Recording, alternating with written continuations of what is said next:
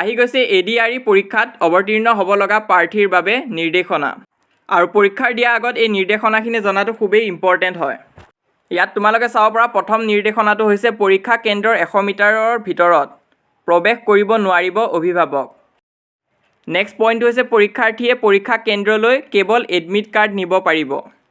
পৰীক্ষা কেন্দ্ৰলৈ কলা কলম, পেন্সিল, স্কেল লগত নিব পাৰিব।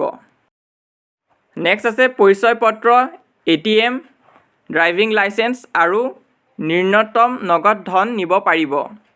নেক্সট পইণ্টটো ইম্পৰ্টেণ্ট আছে চোৱা, মোবাইল ফোন, যিকোনো ধৰণৰ ইলেক্ট্ৰনিক সঁজুলি নিব নোৱাৰিব। তাৰপিছত আছে কেলকুলেটাৰ, পেন ড্ৰাইভ, কাগজৰ টুকুৰা নিব নোৱাৰিব।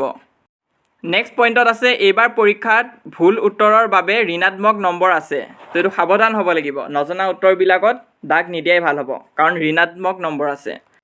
OMR চিহ্নিত কৰাৰ সময়ত পৰীক্ষাৰ্থীসকলক সাৱধান হ'বলৈ পৰামৰ্শ। নেক্সট পইণ্টত কৈছে যে স্মাৰ্ট ঘড়ী, ইলেক্ট্ৰনিক পেন, স্কেনাৰ এইবোৰ নিব নোৱাৰিব। আৰু শেষৰ পইণ্টটোত কৈছে যে পৰীক্ষাৰ নীতি উলংঘন কৰিলে 3 বছৰলৈ জেল, জৰিমনাৰ সন্মুখীন হ'ব। ইমান আছিলে আজি এই ভিডিঅ'টোত। ভাল লাগিলে লাইক কৰিব, যিমান পাৰে নিজৰ লগৰবোৰৰ মাজত শ্বেয়াৰ কৰিব আৰু আমাৰ এই চেনেলটো ছাবস্ক্ৰাইব কৰিব নাপাহৰিব।